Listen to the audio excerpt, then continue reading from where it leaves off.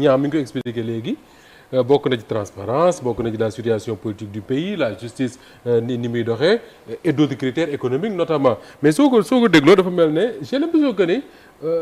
on donne une mauvaise note à un élève qui refuse de tricher parce que Sénégal jusqu'à hier RFI wax je dis RFI FMI wax nañ dañ doon tricher mais les notes n'étaient pas dégradées tey jii qu'on ne triche plus la note est dégradée. waaw mais seulement gis nga mbirum dot bi nit ñi dañ ko interpréter ak beaucoup de passion. dañ jàpp ni que les agences dañu am benn dent contre li nga xamante ni mooy état du Sénégal alors que tel n'est pas le cas gis nga tey wàllum koom investisseurs yi xamuñu état du Sénégal parce que lu ndaw la ci li nga xamante ni moom la ñuy génn ci seen portefeuille ñoom li ñu xam mooy agence yi bu ñu ñëwee bu ñuy dem ci benn dossier dañuy xool agence bi lan la ci wax donc tey jii agence bi bu ñëwee fekk élève boobu nga wax. mun dañu sàcc kayam sàcc bigam leçon yi ñu ko jox du leçon yu baax mais tey professeur bi bu ñëwee di ko kii day naan kii nii élève bii da yoragul aptitude pour nekk élève bu baax est-ce que professeur bi tey ji dafa bañ élève bi non tey agence bi lan la wax mooy que Sénégal compte tenu de lépp lu fi xew note bii la mën a am donc man jàpp naa ne dañ si war a demee ak moins de passion jéem a fexe nag ba changer li nga xamante ne mooy la situation gis nga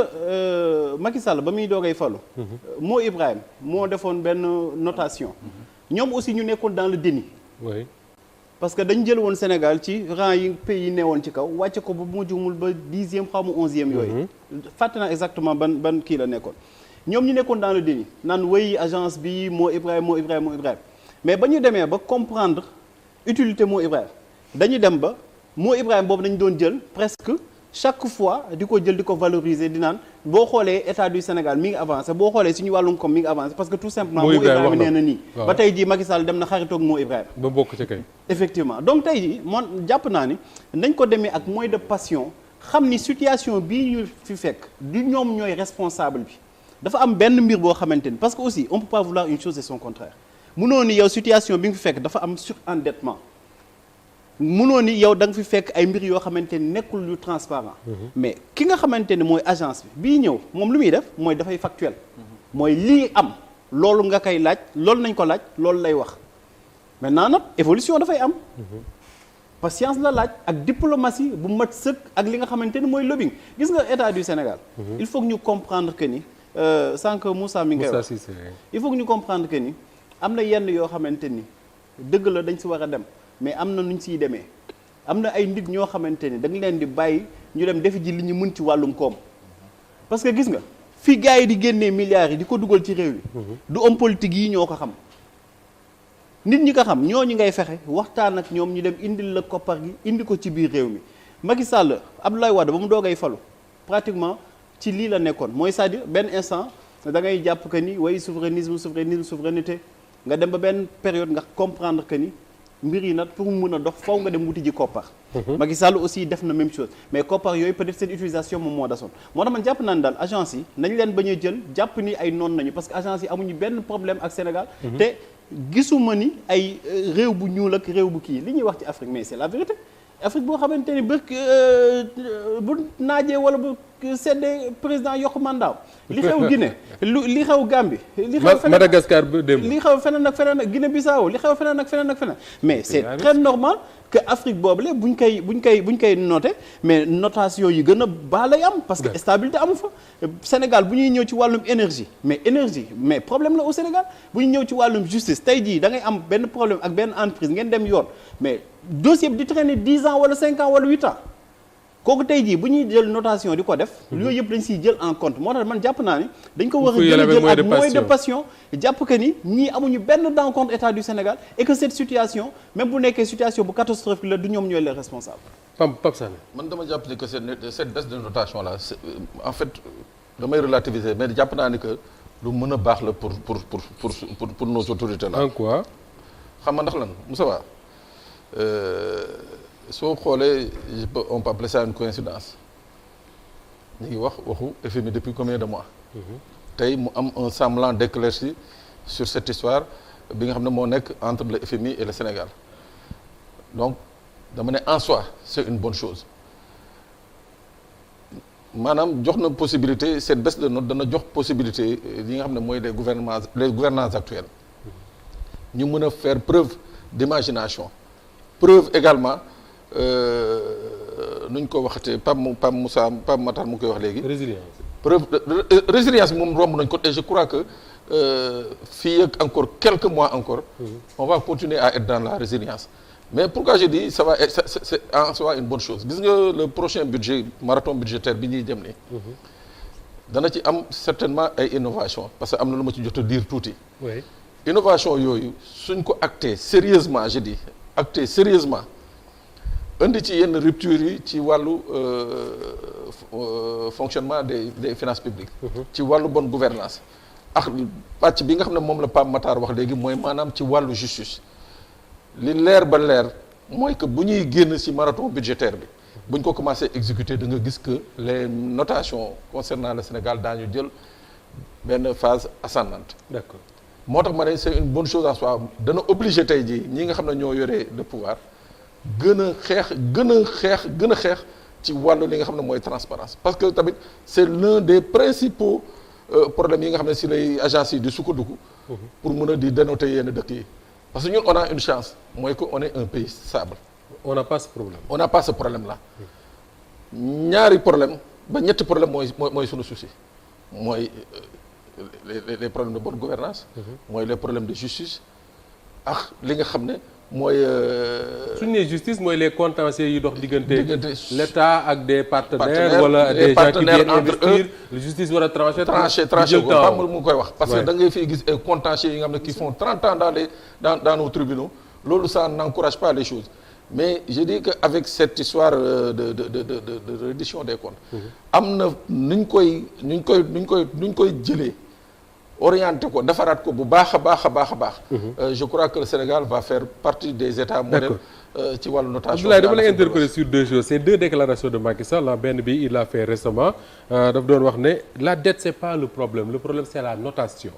wax na ko yàggul mais en 2022 je pense Pape Makhtar mi ngi ko fàttali bi ñu dégradé la note du Sénégal je crois que c'est Mou Ibrahim qui l'avait fait Macky Sall avait dit une chose daf ne les critères de notation n'ont parfois rien d'économique. Ouais. Il dit que c'est juste de la perception c'est sur cette base là la ñuy noté ba mu waxoon lii Moussa Cissé di fàttali sax que ne dañu war a xool ni ñuy noter les États africains. Oui. Mais sur ça au moins on peut être d'accord avec Macky Sall quand même. Oui bien sûr et bu muy nekk sax en sa qualité de président de l'Union africaine. Oui. le porte-woon le plaidoyer. C'était au mois de février 2022. pour que l'Afrique dispose d'agence de notation. Pour véritablement ñu war a mën a jël suñu indépendance par rapport ak agence de notation yi nga xam mooy Fitch Moody's Standard ak Power ak yeneen yu fi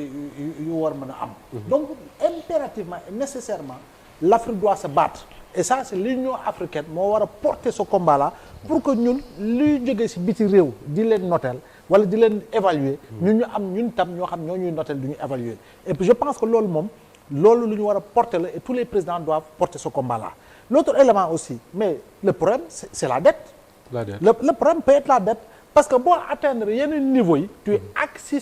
asphyxié sur le plan économique et sur le plan financier à telle enseigne que da ngay dugg dans le gouffre et quand tu entres dans le gouffre ben tout naturellement sa notation dafay dégrader et je pense que tey vive polémique en France quand il y a eu la dégradation par Moody's de la note de deux institutions financières BNP Paribas Société Générale mu créé fa un grand tollé ñu ñëwaat ñu rabaisser la note de crédit des États-Unis mais ça a été fortement décrié léeg-léeg lu tax ñun waruñu décrier tamit suñu nekk war nañu mën a décrier fortement oui quand il y a eu voilà c'est probable c'était là voilà nu la muy doog am mais xam nga lu ma jaaxal ñu ne man je suis d'accord Côte d'Ivoire nekk paix parce que la Côte d'Ivoire a toujours été la locomotive dans l'UEMOA comme le Nigeria l'est au niveau de la CEDEAO 40% de l'UEMOA voilà je sais pas quoi voilà comme le Nigeria l'est au niveau de la CEDEAO mais tey si tu prends le Togo et le Bénin en termes de perspective économique tey yow mënoo dugal Sénégal nga ne risque élevé perspective négative au même titre que le Mali qui vit le djihadisme qui vit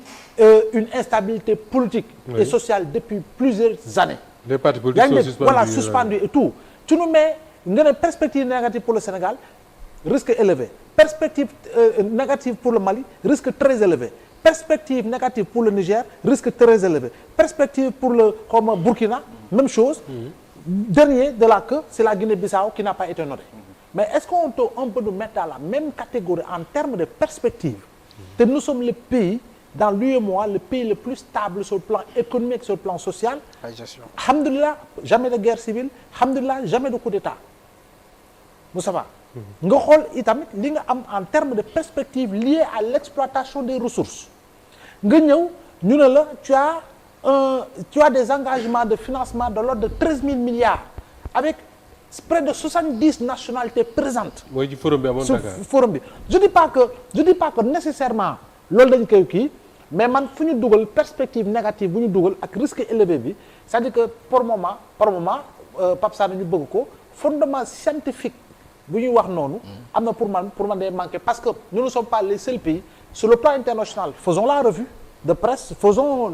la relecture di nga gis sur le plan international des experts c'est-à-dire occidentaux ou américains ont fortement critiqué les agences de notation par rapport à leur approche scientifique. nu ñu noté yenn c'est ce que Macky Sall voilà donc pour man nag war nañu ñun du Sénégal parce que le problème. Mais il faut y aller avec moins de passion. Comme oui bien sûr il a parfaitement raison Pape Matar moins de passion. Mais man j'ai toujours dit que l'approche communautaire par moment mën na baax mais je milite pour une approche assez globale sur des questions qui concernent le continent parce que l'Union africaine warul nekk une union de cosmétiques et d'accessoires dafa war a porter des combats pour véritablement Afrique war a am nu muy taxawee ak ni ñu ko gisee ak ni ñu ko respecté mais ñun tey jii nii Union africaine bu liggéeyoon tey gën a liggéey si li nga xam mooy l'accélération de la zone de libre échange économique ZLECAf bi en Afrique mais lu bari mën na changer suñu dëkk yi Abdou Khadre lu bari mën na changer mais ñun dañuy naaw rek c'est-à-dire que tubaab bi daal mooy ñëw fee rek tudd jacobin yaa ngi dégg ñëw imposer la yow xoolal Michel Roussin bu mu ñëw fii Sénégal en 93 94 il avait réuni les 14 abdou au King Fahd. Il était ministre de la coopération. Le président ne s'était pas déplacé il réunit les 14 abdou au King Fahd mooy Abdou Ngesa Abdou Eyadema Abdou Diouf Abdou kii Traoré et tout ça fii la leen regroupé pour annoncer li nga xam ni dañuy dévaluer et quelque temps avant Philippe Jorgensen qui était là non il y aura pas de dévaluation. Abdou Diouf avait dit qu'il n'y aura pas de dévaluation. Voilà pour te dire manque de respect boobu dafay nekk di law kon boog ñun war nañoo am beneen taxawaay te loolu nag ce ne sont pas les États mais ce sont les États les partis la société civile et les peuples je dis les peuples de porter véritablement combat yooyu pour ñu mën sa yegg si. Abdoulaye Mbow lu ndaw rek allez-y Pape Makhtar ci li ñuy wax ni nañu wut Afrique kii agent de notation